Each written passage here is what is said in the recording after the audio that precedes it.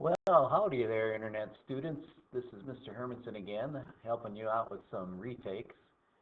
This is Objective 6.2c, which is writing and interpreting equations in standard form. Now, just so you know, standard form is this one, where you have some number times x plus some number times y equals some constant c. All right?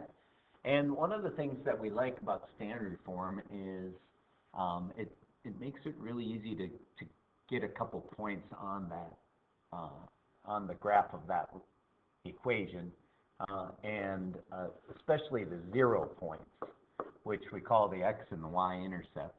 Now, the x-intercept is the point where right on the x-axis where the line crosses. And the one thing we know about that point is that y is 0. So if I go ahead and plug 0 in for y in this equation, I end up with negative 4 times x plus 0 equals 12. And negative 4x plus 0, of course, is equal to negative 4x. So I end up with just negative 4x equals 12. And if I divide by negative 4, I end up with x equals negative 3. So that's one of the points that represent a solution to that equation. Okay, and the other intercept, the y-intercept, is the point where x is 0. And so now I'm going to substitute 0 in for x. And so instead of negative 4 times x, I'm going to do negative 4 times 0 plus y equals 12. And negative 4 times 0, of course, is 0 plus y equals 12. And 0 plus y is just y. So that point is 0, 12. All right? And so actually, we're going to use that same strategy to help us quickly make a graph of these equations. If I can just get 2 points, that's all that's required to make a graph. So I'm just going to go ahead and find those 2 points. I'm going to find the x-intercept, and I'm going to find the y-intercept, and the same way I just did. So if I substitute in 0 for y, I end up with negative 3x minus 5 times 0 equals 15. Well, like we saw before, this becomes 0. So I really only have to worry about the negative 3x equals 15 part. And so to find that, I'm going to divide both sides by negative 3. And I end up with x equals negative 5. So that's one of the points I'm going to graph, negative 5, 0. And that point is right there on the graph. Now, I need one more point to make a graph. And a really nice, easy point to graph would be the y-intercept. So the y-intercept has a value of 0 for x. So I'm going to substitute in 0 for x. And I end up with this. Remember, this equals 0, so that really just is going to disappear. And then all I have to do is figure out negative 5 times what number equals 15. Dividing by negative 5, I end up with y equals negative 3. So there's my other point. The y-intercept is 0, negative 3. That point goes right there. And now I have 2 points. I can go ahead and draw the line through those. And that's what the graph of that equation is going to look like. All right.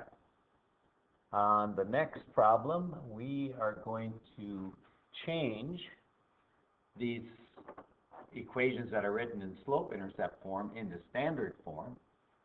And I want to have integers when I'm done for all the numbers in the equation. So that means this number right here is not an integer.